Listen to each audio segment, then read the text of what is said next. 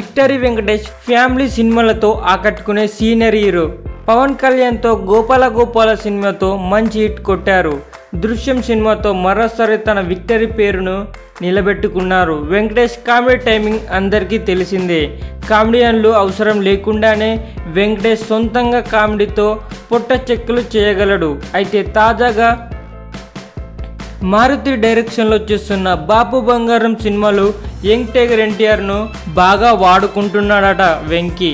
యాక్టర్లను imitate చేయడం, స్పూఫులు చేయడంతో వెంకటేష్ దిట్ట. షాడో సినిమాలో పవన్ గబ్బర్ సింగ్ లాగా కనిపించి అందరినీ నవ్వించారు. ఇప్పుడిక యంగ్ టైగర్ను బాపు బంగారం సినిమాలో వాడుకుంటున్నారట.